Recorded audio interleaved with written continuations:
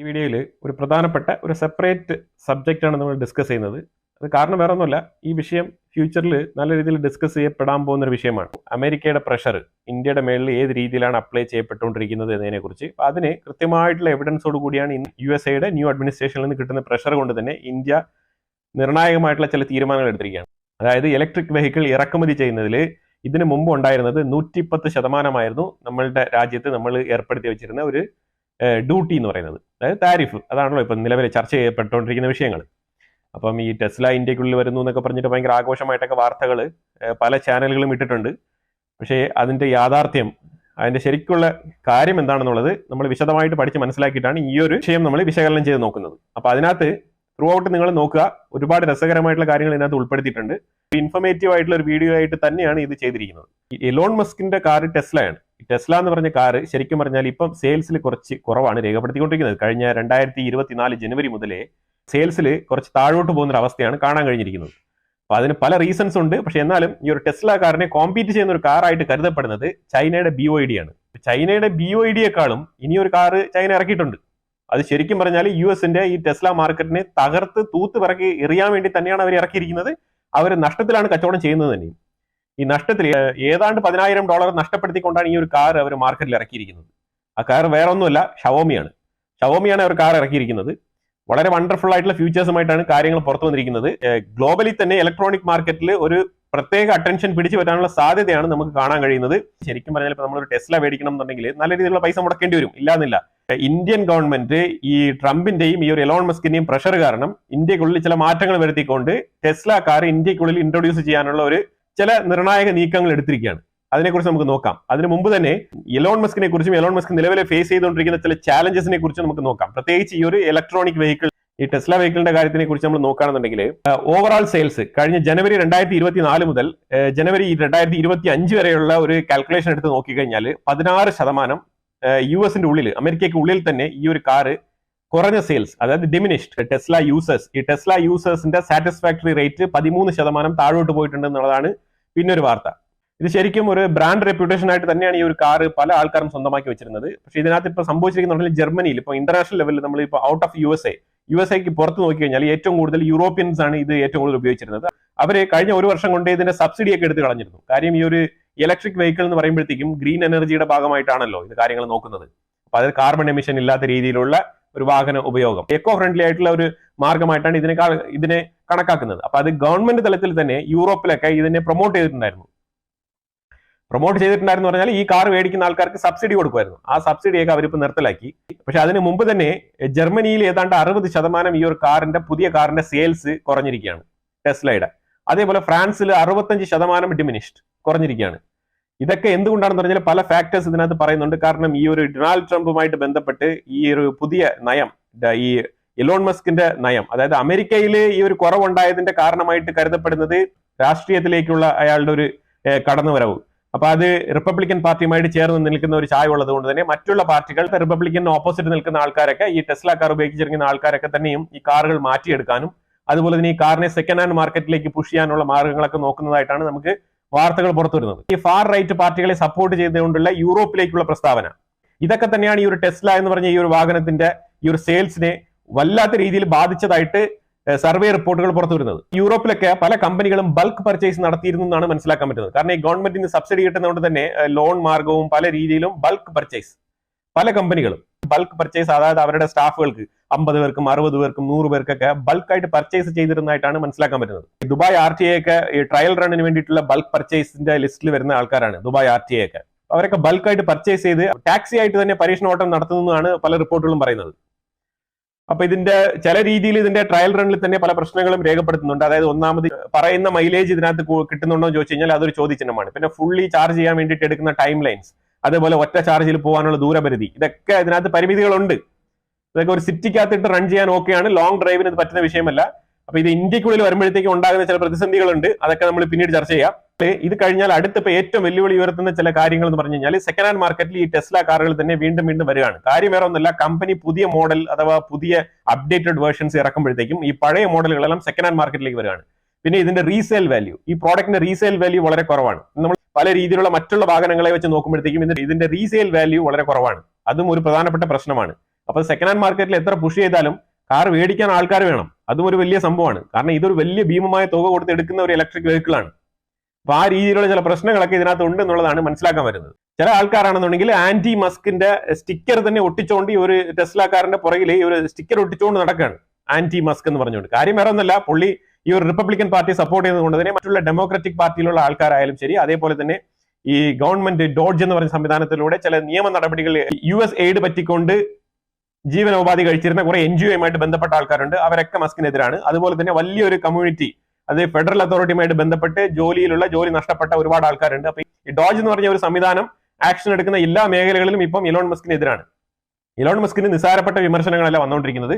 കാര്യം വേറെ ഒന്നുമല്ല, ഈ ഒരു ഓവൽ ഓഫീസ് എന്ന് പറഞ്ഞ വൈറ്റ് ഹൗസിലേക്ക് എലോൺ മസ്ക് പോകുമ്പോഴത്തേക്കും വളരെ കൂളായിട്ട് ഒരു ടീഷർട്ടും ജസ്റ്റ് ഒരു ജാക്കറ്റ് ഒക്കെ ഇട്ടുകൊണ്ടാണ് പോകുന്നത്. അതുപോലെ എപ്പോഴും കൊച്ചിനെ ക്യാരി ചെയ്തുകൊണ്ട്, ഒരു മോനുണ്ട്, മോനെ എപ്പോഴും ക്യാരി ചെയ്തുകൊണ്ട് പോകുന്നത്, കുട്ടികളെ ക്യാരി ചെയ്തുകൊണ്ടാണ് ഓവൽ ഓഫീസിൽ പോകുന്ന രീതിയിലുള്ള അൺഒഫീഷ്യൽ ആയിട്ടുള്ള മെത്തേഡിലാണ്, അൺഒഫീഷ്യൽ ആയിട്ടുള്ള മാനറിലാണ് പുള്ളി വൈറ്റ് ഹൗസിനെ അപ്രോച്ച് ചെയ്യുന്നുള്ള രീതിയിലുള്ള വിമർശനങ്ങളൊക്കെ അവിടെ വരുന്നുണ്ട് എന്നുള്ളതാണ്. എന്നാലും 2 വട്ടം 3 വട്ടം ഇലോൺ മസ്ക് ഇതേ രീതിയിലുള്ള ടീഷർട്ടും ഈ ഒരു ജാക്കറ്റും ഇട്ടുകൊണ്ട് തന്നെയാണ് പോകുന്നത്. അപ്പൊ അതുകൊണ്ട് അത് പണത്തിന്റെ ഹുങ്കാണ്, ആളൊരു കാശുകാരനാണ്, ഏത് രീതിയിലും പുള്ളിക്ക് വരാം എന്നുള്ള രീതിയിൽ. അതായത് ട്രംപ് മസ്കിന്റെ പ്രസിഡന്റ് അല്ല, ട്രംപ് അപ്പുറത്ത് നിൽക്കുന്ന കുറെ ഓഫീസിൽ നിൽക്കുന്ന കുറെ സ്റ്റാഫുകളുണ്ട്, അവരൊക്കെ പക്ക ഡ്രസ് കോഡിലാണ് നിൽക്കുന്നത്. അപ്പൊ അവരുടെ പ്രസിഡന്റ് ആണ് ട്രംപ്, അല്ലാതെ എലോൺ മസ്കിന്റെ പ്രസിഡന്റ് അല്ല ട്രംപ് എന്നുള്ള നിലയിലൊക്കെ വിമർശനങ്ങളൊക്കെ വരുന്നുണ്ട്. എന്നിരുന്നാലും ഇലോൺ മസ്ക് ഇപ്പൊ ഒരു AI ചാറ്റ് ബോട്ട് അതും കൂടെ ഇപ്പൊ ഇൻട്രൊഡ്യൂസ് ചെയ്തിരിക്കുകയാണ്. അതിന്റെ ഒരു അപ്രൂവൽ റേറ്റ് ഒക്കെ വളരെ ഹൈ ആണ്. പ്രത്യേകിച്ച് ചാറ്റ് GPT അതുപോലെ തന്നെ ഡീപ് സീക്കിനേക്കാളൊക്കെ ബെറ്റർ വേർഷൻ ആയിട്ടാണ് അവകാശപ്പെടുന്നത്. അതും പെയ്ഡ് വേർഷൻ ആയിട്ടാണ് വെച്ചിരിക്കുന്നത്, പക്ഷെ ഓപ്പൺ സോഴ്സ് അല്ല. ഒരു ചാറ്റ് GPT മാതൃകയിലുള്ള ഒരു AI ചാറ്റ് ബോട്ട് അത് തന്നെയാണ് ഉദ്ദേശിക്കുന്നത്. അത് X പ്ലാറ്റ്ഫോമുമായിട്ട് ബന്ധിപ്പിച്ചുകൊണ്ട് ഒരു സമഗ്രമായ ഒരു സിംഗിൾ യൂണിറ്റ് ആപ്പ് രൂപീകരിച്ച് കൊണ്ടുവരാനാണ് എലോൺ മസ്ക് ആഗ്രഹിക്കുന്നത്. പക്ഷെ അതൊക്കെ ഏത് രീതിയിൽ മുന്നോട്ട് പോകും എന്നുള്ളത് വരും ദിവസങ്ങളിൽ നമുക്ക് മനസ്സിലാക്കാൻ കഴിയുന്നതാണ്. പിന്നെ ഇൻഡസ്ട്രിയൽ ചാലഞ്ച് നമ്മൾ ഓൾറെഡി പറഞ്ഞു കഴിഞ്ഞു. ഇൻഡസ്ട്രിയൽ ചാലഞ്ച് എന്ന് പറഞ്ഞാൽ ഈ പുതിയ കാറുകൾ കമ്പനികൾ ഇറക്കുമ്പോഴത്തേക്കും ഈ ടെസ്ല മാത്രമല്ല കാർ ഇറക്കുന്നത്, അതിൽ BYD വളരെ നല്ല രീതിയിലുള്ള ചാലഞ്ചാണ് ഈ ഒരു ടെസ്ലയ്ക്ക് സൃഷ്ടിക്കുന്നത്. അതിൽ യാതൊരു ഡൗട്ടും ഇല്ല എന്നുള്ളതാണ്. കാര്യം ഈ BYD എന്ന് പറയുന്ന കമ്പനി ഇതിന് മുമ്പ് ടെസ്ലയ്ക്ക് ബാറ്ററീസ് മാനുഫാക്ചറിങ് ചെയ്ത് സപ്ലൈ ചെയ്തുകൊണ്ട് ഇരുന്ന ഒരു കമ്പനിയാണ് ഈ BYD. അപ്പൊ അവർ തന്നെ സ്വന്തമായിട്ട് പിന്നെ ഒരു കാർ ഇറക്കുകയാണ് ചെയ്തത്. ചൈന അറിയാമല്ലോ, ചെറിയ രീതിയിൽ അവർക്ക് ടെക്നോളജിയുടെ ഐഡിയ കിട്ടിയാൽ മതി, പിന്നെ അവർ അത് ബൂസ്റ്റ് ചെയ്ത് മുന്നോട്ട് കൊണ്ടുപോകും. അപ്പൊ ആ രീതിയിലാണ് അവർ എക്സാക്ട്ലി പ്രൈസ് വൈസ് അതേപോലെ തന്നെ ഈ ഒരു ടെക്നോളജി വൈസ് ഒക്കെ ഈ ഒരു ടെസ്ലയ്ക്ക് ഒരു കോമ്പീറ്റൻസ് കൊടുക്കുന്ന രീതിയിലുള്ള വാഹനമായിട്ടാണ് BYD ഡിസൈൻ ചെയ്തിരിക്കുന്നത്. BYD ഓൾറെഡി ഇന്ത്യയിൽ ഉണ്ട്, അതും കൂടെ ഒരു വസ്തുതയാണ്. അതുപോലെ തന്നെ ഷവോമിയും ഇന്ത്യക്കകത്ത് വരുന്നുണ്ട്, അതും കൂടെ മനസ്സിലാക്കിക്കോളൂ. അപ്പൊ ഇതിന്റെ എല്ലാം ഇടയിൽ നമ്മുടെ ഇന്ത്യൻ മാർക്കറ്റിൽ വേറെയും സാധനങ്ങളുണ്ട്, ഇന്ത്യൻ ഒറിജിനുള്ള സാധനങ്ങളുണ്ട്. അപ്പൊ ഇതെല്ലാം കൂടെ ചേർന്നിട്ട് വേണം ഇനി എലോൺ മസ്ക് ഇന്ത്യക്കുള്ളിൽ വന്നിട്ട് കച്ചവടം നടത്താൻ. ഇയാളുടെ പൊളിറ്റിക്കൽ ഇന്റർവെയിൻ ഇല്ലാത്തൊരു സമയത്ത്, അത് രാഷ്ട്രീയ നിലപാട് പ്രഖ്യാപിക്കാത്ത സമയത്താണ് ഈ ഒരു ടെസ്ല പുറത്തിറക്കിയതും അത് ഒരുപാട് കസ്റ്റമറിലേക്ക് വിറ്റഴിച്ചതും. ഇപ്പൊ സംഭവിച്ചത്, ഇപ്പൊ പുള്ളി അയാളുടെ ഒരു രാഷ്ട്രീയ നിലപാട് തുറന്നു പറഞ്ഞ സ്ഥിതിക്ക്, ഇപ്പൊ ഒരു പൊളിറ്റിക്കൽ പാർട്ടിയോട് മാത്രം ചേർന്ന് നിൽക്കുന്ന സ്ഥിതിക്ക് മറ്റുള്ള രീതിയിൽ ഒരുപാട് രീതിയിലുള്ള വിയോജിപ്പുകൾ വരുന്നുണ്ട്. കുറെ ഏലിയനേറ്റഡ് കസ്റ്റമേഴ്സിനെ പുള്ളി സൃഷ്ടിച്ചിരിക്കുന്നു എന്നുള്ള ഒരു ഒപ്പീനിയനും കൂടെ വരുന്നുണ്ടെന്നുള്ളതാണ്. അപ്പൊ അതുകൊണ്ട് അതിന്റെ ഒരു ഇമ്പാക്ട് എന്തായാലും ഉണ്ടാവും. അതുകൊണ്ട് കുറച്ച് ചാഞ്ചാട്ടം ഉണ്ടാവും മാർക്കറ്റിൽ. ചിലപ്പോൾ 1 or 2 ഇയറിൽ ഇത് സെറ്റിൽ ആവാനുള്ള സാധ്യത ഉണ്ടെന്ന് ചില ഒപ്പീനിയൻസ് പറയുന്നുണ്ട്, എക്സ്പേർട്സ് ഒപ്പീനിയൻസ്. പക്ഷെ അതൊക്കെ എത്രമാത്രം സക്സസ്ഫുൾ ആണെന്നുള്ളത് നമ്മൾ കണ്ടറിയണം. കാരണം ഒരുപാട് കോമ്പറ്റീറ്റേഴ്സ് വരുന്നുണ്ട് എന്നുള്ളതാണ് ഇതിന്റെ ഏറ്റവും വലിയ ചാലഞ്ച്. പക്ഷെ ഇതെല്ലാം ഇരുന്നാലും ഈ ടെസ്ല എന്ന് പറഞ്ഞ കാറിന്റെ ഒരു പ്രത്യേകത എന്ന് പറഞ്ഞാൽ ഫുൾ സെൽഫ് ഡ്രൈവ് മോഡ് ഉണ്ട് എന്നുള്ളതാണ്. അതായത് കാർ ഓട്ടോമാറ്റിക്കായിട്ട് സ്വന്തമായിട്ട് പോകുന്ന ഒരു അവസ്ഥയാണ്. അപ്പൊ ആ ഒരു ടെക്നോളജി ഇംപ്ലിമെന്റ് ചെയ്തിട്ടുണ്ട് എന്നുള്ളതാണ് ടെസ്ലയുടെ പ്രത്യേകതയായിട്ട് മാർക്കറ്റിൽ വിലയിരുത്തപ്പെടുന്നത്. പക്ഷേ എന്നിരുന്നാലും ഇതൊക്കെ പല രാജ്യങ്ങളും ഇതിന്റെ കംപ്ലൈൻസസ് ഒക്കെ പൂർത്തിയാക്കി ഇതിന് ഫുൾ അപ്രൂവൽ കൊടുക്കുന്നില്ല. ഏത് രീതിയിലുള്ള ഫുൾ ഓട്ടോമേഷൻ ആയിട്ടുള്ള കാർ ആയിരുന്നാലും ഒരു 40% ഒരു ഹ്യൂമൻ അസിസ്റ്റന്റ് ഇപ്പോഴും ടെസ്ലയിൽ ഉണ്ട് എന്നുള്ളത് തന്നെയാണ് നമ്മൾ വ്യക്തമായിട്ട് മനസ്സിലാക്കേണ്ട കാര്യം. ഇതിനെക്കുറിച്ച് ഡീപ്പായിട്ട് നോക്കുമ്പോഴത്തേക്കും പല രാജ്യങ്ങളുടെയും ഇൻഫ്രാസ്ട്രക്ചർ, അഥവാ ഞാൻ പറഞ്ഞുകൊണ്ടിരിക്കുന്നത് USA, യൂറോപ്പ് പോലത്തെ രാജ്യങ്ങളിൽ പോലും ഈ ഒരു ഫുൾ ആയിട്ടുള്ള ഓപ്ഷൻ, അതായത് ഫുൾ സെൽഫ് ഡ്രൈവ് മോഡിലുള്ള ഓപ്ഷൻ ഇതുവരെ ഫുൾ ആയിട്ട് ആക്റ്റീവ് ആക്കി കൊടുത്തിട്ടില്ല. കാര്യം വേറെ ഒന്നുമല്ല, അവർക്ക് തന്നെ അവിടെ അവരുടെ കംപ്ലൈൻസസും അവിടുത്തെ ഇൻഫ്രാസ്ട്രക്ചറും കൃത്യമായിട്ട് ഫുൾഫിൽ ആയിട്ടില്ല. അതാണ് അതിന്റെ ശരിക്കുള്ള വസ്തുതാപരമായിട്ടുള്ള കാര്യം. അപ്പൊ അങ്ങനെ ഇരിക്കെ ഇന്ത്യയിൽ വന്നിട്ട് എങ്ങനെയാണ് ഫുൾ ഓപ്ഷൻ? ഇന്ത്യയിൽ ശരിക്കും പറഞ്ഞാൽ 40% ഒരു 80% driver, full and full 100% driver വെച്ച് തന്നെ ഓട്ടിക്കേണ്ടി വരും ടെസ്ല കാർ. അപ്പൊ അതുകൊണ്ട് ഇത് മറ്റുള്ള കാർക്കും ഈ ഒരു കാറിനും തമ്മിൽ ഈ ഒരു ഡ്രൈവ് മോഡിൽ വലിയ വ്യത്യാസമൊന്നും ഉണ്ടാക്കാൻ പോകുന്നില്ല എന്നുള്ളതാണ് ആദ്യം മനസ്സിലാക്കേണ്ടത്. പിന്നെ ഇതിനകത്ത് ടെക്നോളജി, ഇതിന്റെ ടെക്നോളജി ശരിയാണ്. ഇതിന്റെ ഫ്രണ്ടിലും ബാക്കിലെല്ലാം ഉള്ള ക്യാമറകളെല്ലാം വെച്ചുകൊണ്ട് വളരെ നല്ല രീതിയിലുള്ള സെൻസറൊക്കെ വെച്ചുകൊണ്ട് വലിയ ഡിസ്പ്ലേ ഒക്കെ ഉണ്ട് ഇതിനകത്ത്. ആ രീതിയിൽ വളരെ ആക്യുറേറ്റ് ആയിട്ട് ലൊക്കേഷൻ ഒക്കെ ഇട്ട് നിങ്ങൾക്ക് പോകാൻ പറ്റും. സ്പേസും ആ കാറിലിരുന്ന് യാത്ര ചെയ്യാൻ തന്നെ വളരെ നല്ല മനോഹരമായിട്ടുള്ള ഒരു വെഹിക്കിൾ തന്നെയാണത്. അതിന് യാതൊരു ഡൗട്ടും ഇല്ല എന്നുള്ളതാണ്. ഇപ്പൊ ഇന്ത്യയിലേക്ക് വരാം. ഇന്ത്യയിലേക്ക് വരുമ്പോഴത്തേക്ക് ഇന്ത്യ ചില മാറ്റങ്ങൾ ചെയ്തു കൊടുത്തിട്ടുണ്ട്. ഇപ്പൊ ടെസ്ലയെ ഇന്ത്യയിലേക്ക് കൊണ്ടുവരാൻ ഇന്ത്യ ചെയ്തിരിക്കുന്ന കാര്യം എന്താണ്? ഇപ്പൊ ട്രംപിന്റെ ഈ ഒരു നിരന്തരമായിട്ടുള്ള ഒരു പ്രഷർ, ഇന്ത്യയെ ട്രംപ് പ്രഷർ ഇടുന്നു എന്നൊക്കെ പറയുമ്പോഴത്തേക്കും ചിലർ അതിന് പല കമന്റുകൾ ഇടുന്നുണ്ട്. ട്രംപ് അമേരിക്കൻ പ്രസിഡന്റ് അല്ലേ, അമേരിക്കയ്ക്ക് വേണ്ടിയിട്ടാണ് കാര്യങ്ങൾ ചെയ്യുന്നത്. ഓക്കെയാണ്, ഞാൻ ഇല്ല എന്ന് പറയുന്നില്ല. ഒരു ഇന്ത്യൻ എന്നുള്ള നിലയിൽ ഇന്ത്യക്കാരന്റെ പെർസ്പെക്റ്റീവ് ആണ് ഞാൻ പറയുന്നത്. ഞാൻ അമേരിക്കക്കാരനല്ലല്ലോ. അപ്പൊ അതുകൊണ്ട് ആ രീതിയിലാണ് എനിക്ക് കാണാൻ പറ്റുള്ളൂ. അമേരിക്കൻ പെർസ്പെക്റ്റീവ് അല്ലെങ്കിൽ ഇന്ത്യൻ പെർസ്പെക്റ്റീവ് എന്നുള്ളതിലുപരിയായിട്ട് ഒരു പുതിയ പ്രൈം മിനിസ്റ്റർ വന്നിട്ട് നമ്മൾ ഇന്ത്യ ഡെവലപ്പിംഗ് നേഷൻ ആണ്, അമേരിക്ക ഡെവലപ്ഡ് കൺട്രിയാണ്. അപ്പൊ അതുകൊണ്ട് ഒരു ചെറിയ തോതിലുള്ള ആനുകൂല്യം എന്തായാലും ഇന്ത്യക്ക് തരേണ്ടതാണ് അമേരിക്ക. അത് തന്നെയാണ് എന്റെ ഒരു നിലപാട്. ഓരോരുത്തർക്കും അവരുടേതായിട്ടുള്ള വ്യക്തിപരമായിട്ടുള്ള നിലപാടുണ്ടാവാം. അമേരിക്കയിൽ താമസിച്ചുകൊണ്ടിരിക്കുന്ന ഇന്ത്യക്കാർക്ക് വേറെ നിലപാടായിരിക്കും. അതൊന്നും ഞാനിവിടെ പറയുന്നില്ല. ഈ ട്രംപ് ശരിക്കും പറഞ്ഞാൽ ഈ പൊസിഷനിൽ വന്നത് തൊട്ട് ഇന്ത്യയെ ടാർഗറ്റ് ചെയ്ത് തന്നെ ഈ ഒരു താരിഫിനെതിരെ വളരെ കർശനമായിട്ടുള്ള നടപടിക്രമങ്ങൾ എടുക്കുന്നുണ്ടെന്നുള്ളതാണ് നമ്മൾ മനസ്സിലാക്കേണ്ടത്. അതുകൊണ്ട് തന്നെയാണ് പുള്ളി ടെസ്ല ഇന്ത്യയിലേക്ക് ഓപ്പൺ ചെയ്യാൻ വേണ്ടിയിട്ട് ഇലോൺ മസ്ക് ആഗ്രഹിക്കുന്നു എന്നുള്ള നിലയിൽ ഒരു ചോദ്യം, ഒരു മാധ്യമ പ്രവർത്തന ചോദ്യം വന്നപ്പോഴത്തേക്കും ട്രംപ് കൃത്യമായി പ്രതികരിച്ചത് ഇന്ത്യയിലേക്ക് മസ്ക് പോകേണ്ട ആവശ്യമുണ്ടെന്ന് തോന്നുന്നില്ല, കാര്യം ഇന്ത്യ ഒരു റൈറ്റ് പ്ലേസ് ആയിട്ട് തോന്നുന്നില്ല എന്നുള്ള നിലയിലുള്ള മറുപടിയാണ് ട്രംപ് കൊടുത്തത്. ആർക്കൈവ്സിലുണ്ട്. 2-3 ദിവസത്തിന് മുമ്പ് ട്രംപ് വിളിച്ചു പറഞ്ഞതാണ് ഇത് മൈക്കിൽ കൂടെ. അപ്പൊ ഇങ്ങനെ ഒരു ഇൻവെസ്റ്റ്മെന്റ് ഫ്രണ്ട്ലി അല്ലാത്ത ഒരു അറ്റ്മോസ്ഫിയർ ആണ് ഇന്ത്യയിൽ ഉള്ളത് എന്നുള്ളൊരു ധാരണ വരുത്തി തീർക്കാനാണ് ട്രംപ് ശ്രമിക്കുന്നത്. ട്രംപ് എത്രമാത്രം USA നല്ല കാര്യങ്ങൾ ചെയ്യുന്നെങ്കിൽ അത് നമ്മൾ നല്ല കാര്യം തന്നെ പറയുന്നത്. പക്ഷെ മറ്റുള്ളവർക്ക് അത് നെഗറ്റീവായിട്ടുള്ള കാര്യങ്ങൾ വരുമ്പോഴത്തേക്കും അത് നെഗറ്റീവായിട്ട് തന്നെ നമുക്ക് പറയേണ്ടി വരും. അതിൽ യാതൊരുവിധ മാറ്റമില്ല എന്നുള്ളതാണ്. നമ്മളത് പറയുക തന്നെ ചെയ്യും.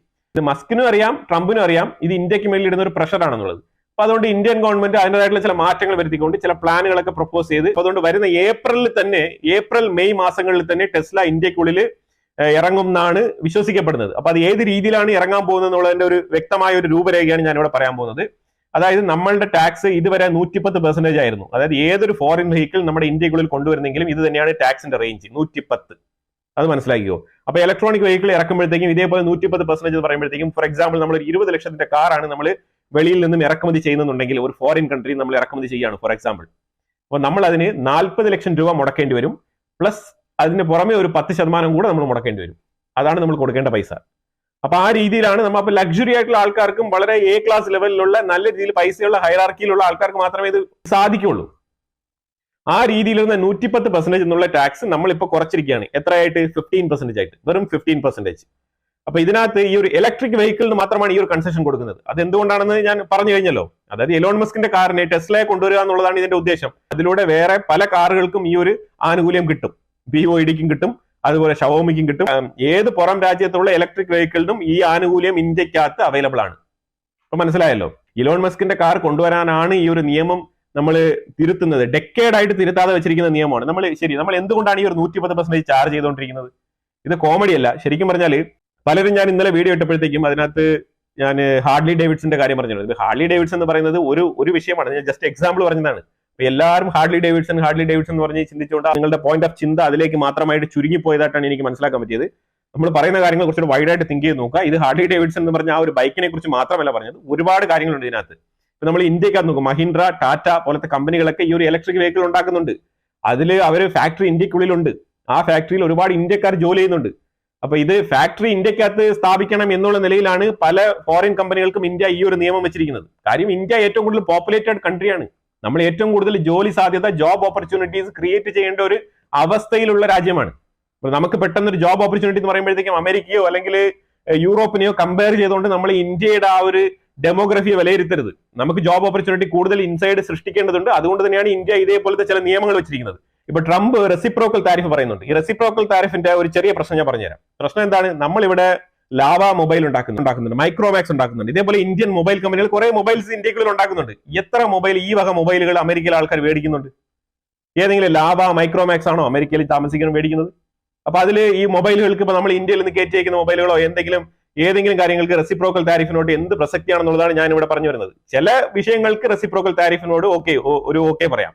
അല്ലാന്നുണ്ടെങ്കിൽ ഇത് ശരിക്കും പറഞ്ഞാൽ ഈ ഒരു ലാവയും മൈക്രോമാക്സ് ഒക്കെ എത്രമാത്രമാണ് അമേരിക്കയിലേക്ക് കയറ്റി അയക്കുന്നുള്ള ഒരു ചാർട്ട് നിങ്ങൾ വെരിഫൈ ചെയ്ത് നോക്കണം. എന്നാൽ മാത്രമേ അതിന്റെ ഒരു ശരിക്കുള്ള എന്തുകൊണ്ടാണ് ഇന്ത്യ ഇങ്ങനെ ഒരു ടാക്സ് വെച്ചിരിക്കുന്ന കാര്യം മനസ്സിലാവുള്ളൂ. അതുപോലെ തന്നെ ഈ ഒരു മഹീന്ദ്ര, ടാറ്റ ഈ വക ഇലക്ട്രിക് വെഹിക്കിളൊക്കെ ടെസ്ല ഓടിച്ചുകൊണ്ടിരിക്കുന്ന അമേരിക്കയ്ക്കുള്ളിൽ നമ്മൾ കയറ്റി അയക്കുമോ? ഒരിക്കലും ഇല്ല. അപ്പൊ BYD പോലത്തെ ടെസ്ലയെ കോമ്പീറ്റ് ചെയ്യുന്ന സാധനങ്ങളൊക്കെ അമേരിക്കയിലുണ്ട്. അപ്പൊ ടെസ്ല വിട്ട് കഴിഞ്ഞാൽ ആൾക്കാർ BYD ചൂസ് ചെയ്യും. അപ്പൊ ആ രീതിയിലാണ് കാര്യങ്ങൾ പോകുന്നത്. ഈ മഹേന്ദ്ര ആയാലും ടാറ്റ ആയാലും ഇവരൊക്കെ ലക്ഷ്യമിടുന്നത് മിഡിൽ ക്ലാസ് ലെവലിലുള്ള ഇന്ത്യൻ പോപ്പുലേഷനെയാണ്. അവർക്ക് ഒരു ഇലക്ട്രിക് കാർ സ്വന്തമാക്കണം എന്നുണ്ടെങ്കിൽ നമ്മുടെ ടാറ്റ പോലത്തെ മഹീന്ദ്ര പോലത്തെ ഇങ്ങനത്തെ കമ്പനികൾ ഉൽപ്പാദിപ്പിക്കുന്ന നമ്മുടെ ഇന്ത്യക്കാർക്ക് ജോലി കൊടുത്തുകൊണ്ട് ഇന്ത്യക്കുള്ളിൽ മാനുഫാക്ചറിംഗ് യൂണിറ്റ് സ്ഥാപിച്ചുകൊണ്ട് ഇന്ത്യക്കാർക്ക് ജോലി കൊടുത്തുകൊണ്ട് ഇന്ത്യക്കാരായിട്ടുള്ള മിഡിൽ ക്ലാസ്സിലുള്ള ആൾക്കാർക്കൊക്കെ കാർ സപ്ലൈ ചെയ്യുന്ന രീതിയിലുള്ള മാനുഫാക്ചറിംഗ് ആണ് അവർ ഇവിടെ നടത്തിക്കൊണ്ടിരിക്കുന്നത്. ശരിയാണ്, ടെക്നോളജിക്കലി കുറച്ചുകൂടെ അവർ ഡെവലപ്പ് ആകേണ്ടതുണ്ട്. ഓക്കെ, അതെല്ലാം അംഗീകരിക്കുന്നുണ്ട്. പക്ഷെ ഇപ്പൊ ടെസ്ല വരുന്നതുകൊണ്ട് എന്താണ് സംഭവിക്കുന്നത്? നിലവിൽ ഒരു പ്രശ്നവും സംഭവിക്കാൻ പോകുന്നില്ല. നിലവിൽ ടെസ്ലയ്ക്ക് കൊടുത്തിരിക്കുന്ന ഒരു കരാർ എന്ന് പറഞ്ഞു കഴിഞ്ഞാൽ 8,000 കാർ വെച്ചിട്ട് പെർ ഇയർ അവർക്ക് ഇന്ത്യക്കുള്ളിൽ ഇമ്പോർട്ട് ചെയ്യാം. 8,000 കാർ വെച്ചിട്ട്. അപ്പൊ നിലവിൽ ഞാൻ കാൽക്കുലേറ്റ് ചെയ്ത് നോക്കുമ്പോഴത്തേക്ക് എനിക്ക് മനസ്സിലാക്കാൻ പറ്റിയത് ഏതാണ്ട് $35,000 എന്നൊക്കെ പറയുമ്പോൾ ഏതാണ്ട് ഒരു 35 ലക്ഷം മുടക്കി കഴിഞ്ഞാൽ, ഇൻക്ലൂഡിങ് ഈ 15% ടാക്സ് ഉൾപ്പെടെ ഒരു 35 ലക്ഷം രൂപ മുടക്കി കഴിഞ്ഞാൽ നിങ്ങൾക്ക് ഒരു ടെസ്ല കാർ മേടിക്കാൻ പറ്റും ഇന്ത്യക്കുള്ളിൽ. പക്ഷെ അതേസമയം നിങ്ങൾ മനസ്സിലാക്കിക്കോ, ഇതിനേക്കാളും വളരെ ലോവർ വാല്യൂ ആയിട്ട് നമുക്ക് ഈ ഒരു ഇലക്ട്രിക് വെഹിക്കിൾ മഹീന്ദ്രയിൽ നിന്നോ ടാറ്റയിൽ നിന്നൊക്കെ നമുക്ക് അവൈലബിൾ ആണ്. ഈ ടെസ്ലക്കാർ വരുമ്പോഴത്തേക്കും വരാൻ പോകുന്ന പ്രശ്നം എന്ന് പറഞ്ഞാൽ ഈ ഒരു ടാറ്റ ആയിക്കോട്ടെ മഹീന്ദ്ര ആയിക്കോട്ടെ ഇവരെയൊക്കെ ഇത് ബാധിക്കുന്നത് എങ്ങനെയാണെന്ന് പറഞ്ഞാൽ ഇവരുടെ അടുത്ത നെക്സ്റ്റ് ജനറേഷൻ പ്രൊഡക്റ്റ്, അതായത് ഒരു ഹൈ എൻഡഡ് പ്രോഡക്റ്റ് ഇതേപോലെ ഫുൾ ഓപ്ഷൻ സെൽഫ് ഡ്രൈവ് മോഡുള്ള ഈ ഒരു കാറൊക്കെ ഇവർ ഇൻട്രൊഡ്യൂസ് ചെയ്ത് വരുന്ന സമയത്തേക്ക് ടെസ്ല ഒരുപാട് മുന്നോട്ട് പോയിട്ടുണ്ടാവും. Above middle class rich people അവരൊക്കെ മേടിക്കുന്ന ഒരു കാറിന്റെ ഓപ്ഷൻ ടെസ്ല ആയിരിക്കും. അപ്പൊ ആ മേഖലയിൽ കുറച്ചുകൂടെ ഇൻഫിൽട്രേറ്റ് ചെയ്ത് ഈ ഒരു നമ്മളുടെ നാട്ടിന്റെ സ്വന്തം ബ്രാൻഡ് ആയിട്ടുള്ള മഹീന്ദ്ര ടാറ്റ ഇതേപോലത്തെ കമ്പനികൾക്കൊക്കെ അവിടെ കയറി പറ്റാൻ വലിയ ബുദ്ധിമുട്ടായിരിക്കും. അപ്പൊ അത് തന്നെയാണ് ഇതിന്റെ ഏറ്റവും വലിയൊരു പ്രശ്നം. അല്ലാതെ ഇപ്പൊ നിലവിലെ പ്രശ്നം ഒന്നും വരത്തില്ല. അപ്പൊ എന്തായാലും 3 വർഷത്തേക്ക് പെർ ഇയർ 8,000 കാർ വെച്ചിട്ട് ടെസ്ല ഇന്ത്യക്കുള്ളിൽ ഇറക്കുമതി ചെയ്യും. പക്ഷെ അതേസമയം കണ്ടീഷൻ ഉണ്ട്, 3 വർഷം കഴിഞ്ഞിട്ട് ഒരു പക്ഷേ ഇന്ത്യക്കുള്ളിൽ വീണ്ടും തുടരണം എന്നുണ്ടെങ്കിൽ ടെസ്ല എന്ത് ചെയ്യണം? 4,000 കോടി ഇന്ത്യക്കുള്ളിൽ ഇൻവെസ്റ്റ് ചെയ്യണം. അതല്ല എന്നുണ്ടെങ്കിൽ ഇവിടെ മാനുഫാക്ചറിങ് ചെയ്യണം. ഇതാണ് കണ്ടീഷൻ. ഈ ഒരു കണ്ടീഷൻ പ്രകാരമാണ് ഇലോൺ മസ്ക് ഇന്ത്യക്കുള്ളിൽ വരുന്നത്. എന്തായാലും ഏകദേശം ഉറപ്പായിട്ടുണ്ട് ഇന്ത്യക്കുള്ളിൽ വരും എന്നുള്ളത്. ഇന്ത്യൻ ഗവൺമെന്റ് വളരെ പെർഫെക്റ്റ് ആയിട്ട് ആലോചിച്ചിട്ടാണ് ഈ ഒരു പ്ലാൻ കൊടുത്തിരിക്കുന്നത്. ഇപ്പൊ മസ്ക് എപ്പോഴും ചോദിച്ചുകൊണ്ടിരുന്നത് ഒരു ട്രയൽ റൺ ആണ്. കാര്യം ഞാൻ ഇവിടെ ഇന്ത്യക്കുള്ളിൽ വന്ന് ഫാക്ടറി ഇട്ട് കഴിഞ്ഞാൽ എനിക്ക് ഇവിടെ കച്ചവടം നടക്കുന്നത് എന്താണ് ഉറപ്പ്? അതാണ് പുള്ളിയുടെ ഒരു ഡൗട്ട്. അപ്പൊ നമ്മൾ പറഞ്ഞു നീ ആദ്യം വന്നിട്ട് കട ഓപ്പൺ ചെയ്യും, കാര്യം കച്ചവടമൊക്കെ നല്ല രീതിയിൽ നടന്നോളൂ. ആ ഒരു ഉറപ്പാണ് ഇന്ത്യ കൊടുത്തിരുന്നത്. പക്ഷെ ആ ഒരു വെർബൽ ഉറപ്പ് അയാൾക്ക് പോരാ. അതുകൊണ്ടാണ് അയാൾ ട്രയൽ ടൈം ചോദിച്ചിരുന്നത്. അപ്പൊ നമ്മളിപ്പം ശരിക്കും പറഞ്ഞാൽ അയാൾക്ക് ട്രയൽ പീരീഡ് ആയിട്ട് 3 വർഷമാണ് കൊടുക്കുന്നത്. ഈ ട്രയൽ പീരീഡിൽ 3 വർഷം കൊണ്ട് 24,000 കാർ പുള്ളി ഇന്ത്യക്കുള്ളിൽ ഇമ്പോർട്ട് ചെയ്യും. അത് വന്നു കഴിഞ്ഞാൽ ഇൻഫ്രാസ്ട്രക്ചറിൽ ഒരുപാട് കാര്യങ്ങൾ ശ്രദ്ധിക്കേണ്ടതുണ്ട്. ഫുൾ ഓപ്ഷൻ ഒന്നും ഇന്ത്യക്കുള്ളിൽ നടപടിയാകുന്ന വിഷയമല്ല. കാര്യം നമ്മളുടെ റോഡിന്റെ കൾച്ചർ എന്ന് പറഞ്ഞാൽ നമുക്ക് നല്ല രീതിയിൽ അറിയാവുന്ന കാര്യമാണ്. ബൈക്കും സൈക്കിളും ഏത് മൂലയിലും ഓട്ടോയും കാര്യങ്ങളൊക്കെ വരുന്നുള്ളത് ഒരു രീതിയിൽ അറിയാൻ പറ്റത്തില്ല. കാരണം ടെസ്ല കാറിന്റെ ടെക്നോളജി എന്ന് പറഞ്ഞാൽ വേറെ രീതിയിലാണ്.